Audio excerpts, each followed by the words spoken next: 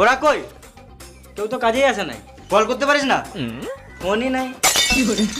বেশ তুই বসতে, আমাদের একটু তেল মেরে আনি।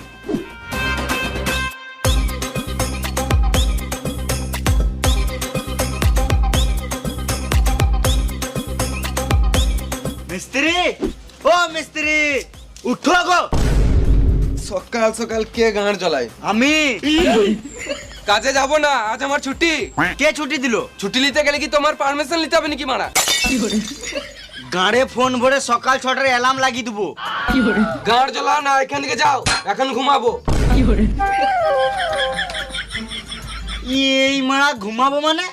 আমি কন্ট্রাক্টর, আমার সম্মান নাই নাকি? বেশ তাহলে বসো, চা খেয়ে